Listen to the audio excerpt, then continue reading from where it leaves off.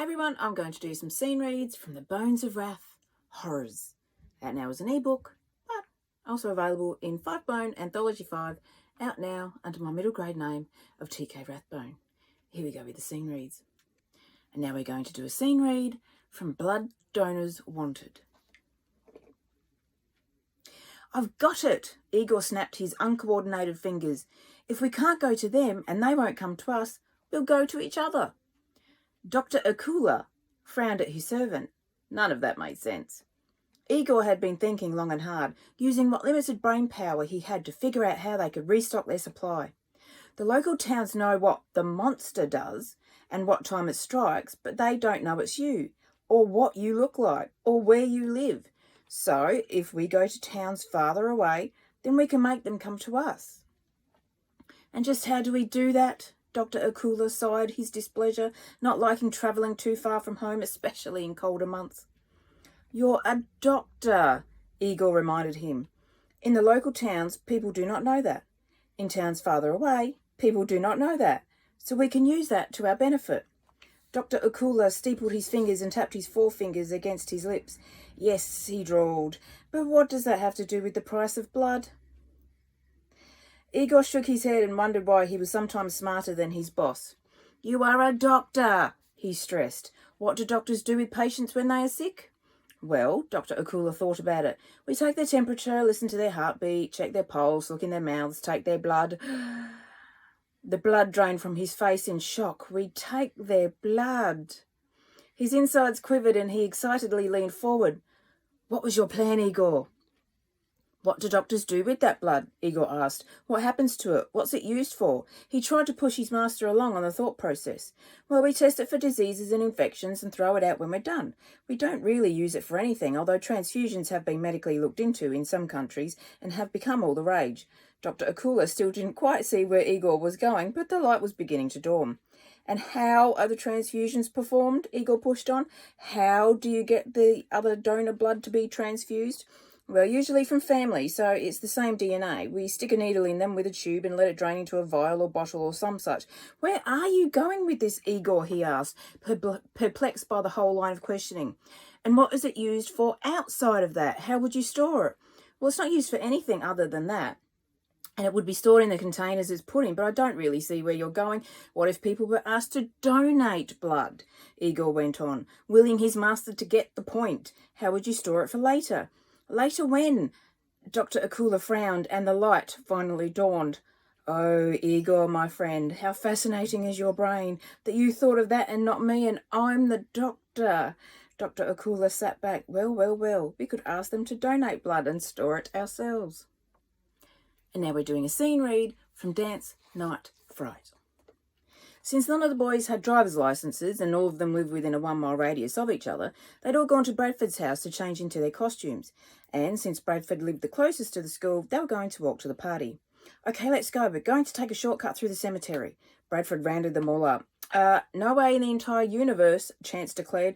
I am not walking through that place at night, especially Halloween night. Are you nuts? Bradford gave his friend the raised brow and narrowed eye expression he used when he was annoyed with someone. He learned it from his father and grandfather. It will be quicker, Chance, and I know a way over the fence so we can cut diagonally across it. Otherwise, we'll have to walk all the way around. So stop being scaredy cats and be grown men. Winifred raised an objectable finger. You do know we aren't men. Ugh, Bradford growled and headed out the door. The others followed him down the block until they came to the street with the cemetery. Because of the way the town had originally been built, the cemetery was now surrounded by housing developments and had the school on the next block. Rushing across the road, Bradford clambered up the tree on the street, hitched a leg over the fence and jumped down. Getting to his feet, he stared at his friends through the iron gate fence. Come on, you pussies, I dare you to do it. With unsure glances at each other, they climbed the tree one by one and jumped down. Once all of the boys were in, Bradford led them across the huge 2-block-sized cemetery. Do you know where you're going? Gregory Planton asked. He'd been a part of the clique for a year since his family moved to Cheston. Of course I do. I walk through every morning, Bradford sneered. How do you think I get to school so fast? He was led by the light of the full moon beaming down, and they hit the grassy area of the cemetery and hurried over graves. Dude, no, I'm not walking on a dead person's grave. Nicholas Broughton hopped over a tombstone and tried to find the path between. Dude, we should not be doing this. Quit your yammering, Bradford demanded and led the way. We're barely halfway. Let's go. He didn't bother watching where he was going, so when something grabbed his ankle, he face-planted on the grass. What the hell? The boys hustled to help him, and he looked down at his ankle. What is that, a tree branch?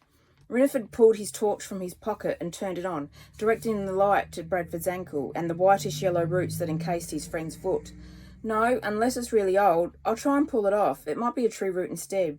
His hand was reaching for the white root-like structure when it moved. Whoa!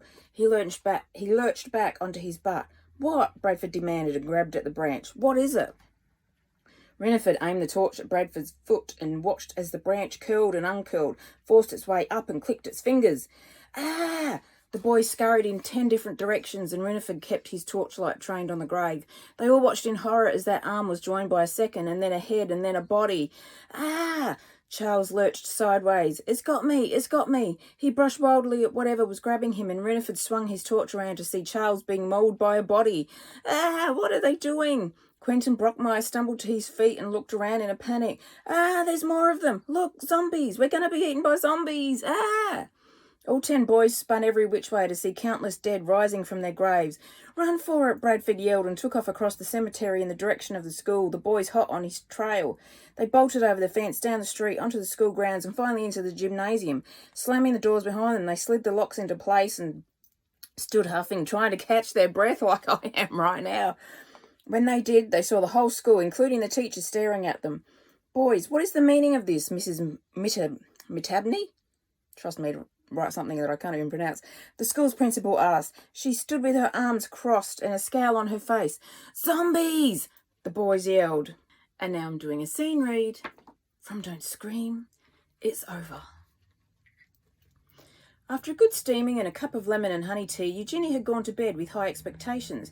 But in the morning when she went downstairs to wish her parents good morning, her voice came out in a croak. Oh no, what's happened now? Oh dear. Persimmon checked her daughter's throat, feeling for swollen glands. I think you finally come down with something. What? Eugenie's voice cracked. What have I come down with? How can I come down with it? I can't come down with anything. I'm a banshee. I need my voice. Then you'd better get your throat over to Dr. Goulash because I have no idea what else to do. Persimmon checked her other daughters. Sore throats? No. No swollen glands either, she said. Off you go, Eugenie. See if you can get in sooner rather than later. Okay, Eugenie managed in a small voice and floated over to the coat rack by the door. She morosely donned and buttoned her coat up before going out into the chilly air and closing the door behind her. She floated down the street and across the field to the doctor's house, which had an office on one side of the building. Entering, she heard a little bell above the door chime, and the 3 patients in the waiting room looked up, along with Epiphany, the receptionist. Hi, Eugenie. What are you doing here? Epiphany asked. The whole town knew the family and revered the parents. I have a bad throat, Eugenie said. Is there a chance I can see the doctor? Ooh, that sounds bad. Epiphany screwed up her face. Not good for a banshee. Let me check. She looked through that day's schedule. You can pop in after Mr. Wolfe. She pointed to the gentleman with the big ears, nose and mouth. All 3 will be in front of you. Okay, I'll wait. Put me in. Eugenie morosely floated over to a seat and sat down, waiting the half an hour it took before she could get in. The doctor opened his door and bade goodbye to Mr. Wolfe. Eugenie, you're next. He watched her enter his office and closed the door after her. She sat down and he whipped out her file from behind his desk. Ah, empty. You've never been to see me before. No, she croaked. Never been sick before. Staring forlornly at him, she waited for the bad news. Ah, now that sounds bad. Not good for a banshee, Dr. Goulash said. Have your mother's remedies not helped? He walked around the desk and pointed to the exam table. Hop up on the bed and I'll examine you.